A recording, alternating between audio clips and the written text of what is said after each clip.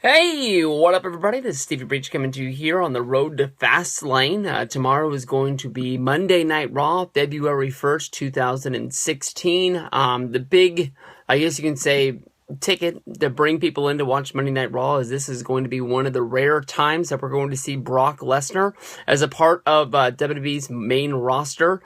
He's going to be, making a lot of appearances between here and WrestleMania. WWE had basically come out and said that they wanted to make Fastlane be a bigger show than it was last year, and definitely with Brock Lesnar involved in the main event. It's going to be a big deal. Of course, the main event is going to be Dean Ambrose, Roman Reigns, and Brock Lesnar, seeing who's going to be fighting Triple H at WrestleMania. Definitely, you have to throw logic out the window a little bit thinking about this. I think everybody can see that it's going to be Triple H versus Roman Reigns for the championship match. But there's a little part of me that wonders, why would the McMahons set this match up? I mean, definitely Triple H has had his wars with Brock Lesnar. They had the match at SummerSlam, which Brock won. They had the match at WrestleMania 29, which Triple H won, and then they had the Extreme Rules cage match, which was won by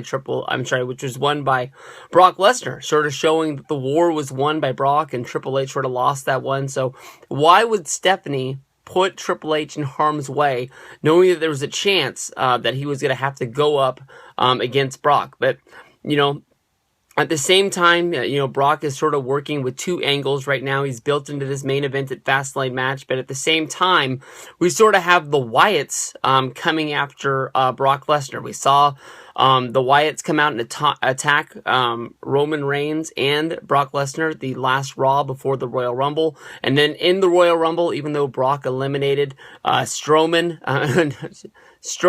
Rowan, and Luke Harper, they all came back into the ring due to the no disqualification clause that was part of the Royal Rumble this year, and throw out Brock. But then they didn't stay to help out Bray.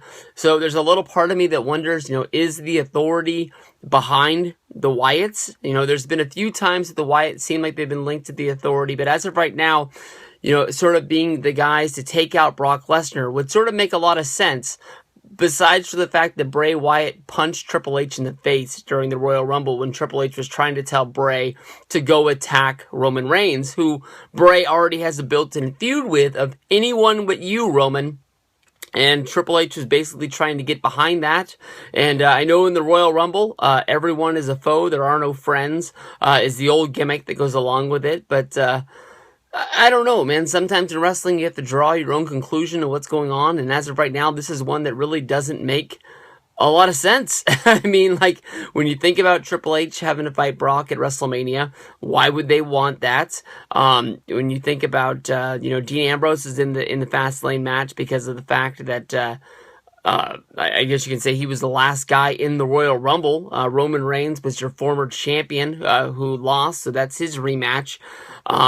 It definitely is weird. I mean, if you're a professional wrestling fan who's been watching wrestling for a long time, you can sort of pin things together that in this Fastlane match, the Wyatts will probably attack Brock, taking him out, which will make it where Brock throws down the gauntlet and basically says, you know what, fuck it, we're going to fight at WrestleMania, we're going to get this going, and that gets their feud all tied up. Ambrose and Reigns will probably get some sort of tension built between the two of them, and then from there they'll go off and maybe have an after WrestleMania feud when Brock isn't in the picture and Triple H just being the authority figure, and Roman will just be, the top dog sitting on top. So I don't know, a lot to think about when you think about Brock Lesnar, coming into Raw. Two different ways he could go. Is he going to be built into this whole Wyatt's deal, and see some sort of a showdown between Paul Heyman and Bray Wyatt, the masters of the microphones? But we'll see on Raw.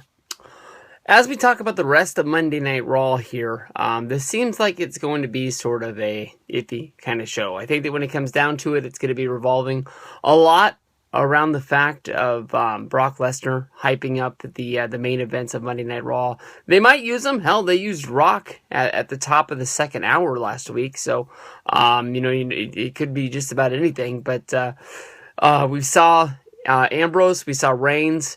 on SmackDown, wrestling a 6-man tag with Chris Jericho, not talking anything about Night of Champions when Jericho got pissed that he got pinned and walked through Reigns and Ambrose, sort of basically walking out on them inside of the ring as, sort of Reigns and Ambrose were getting over the fact that they lost the match, saying like, we'll fight another day. It is what it is. And Jericho took it really hard, sort of thinking that maybe we would see Ambrose versus Jericho have some sort of a feud, and it never picked up.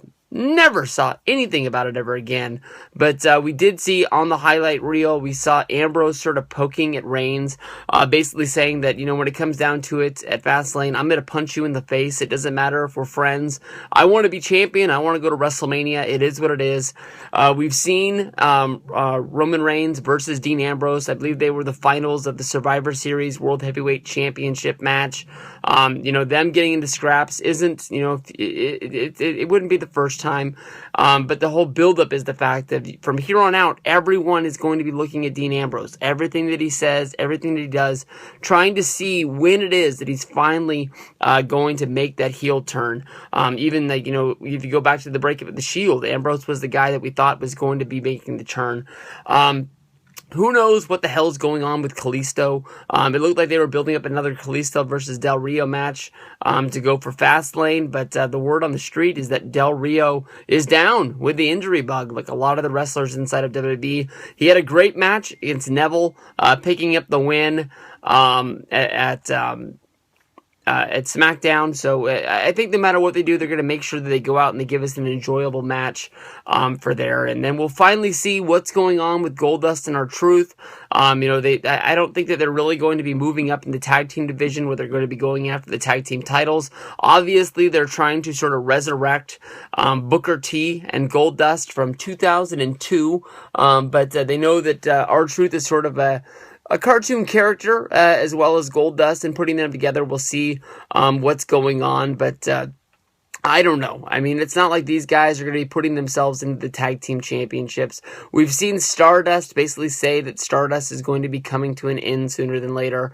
I don't know why they just don't wait it out and put Goldust and Cody Rhodes back together again and sort of do that. They're a two-time champion and they're the two-time tag champion together, and I think putting them back into the tag division would be pretty fun.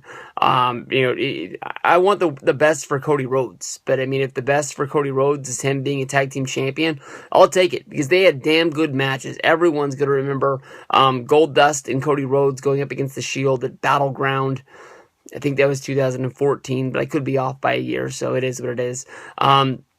Then we go from here. It looks like they're building to a 3-way, but hopefully they're building up to Sasha Banks versus Becky Lynch, pink hair versus orange hair, and we'll get a clear-cut number 1 contender to go up for the go for the World Heavyweight Championship. A lot like that Sasha Banks Royal Rumble winner picture that came out, building up to the Royal Rumble.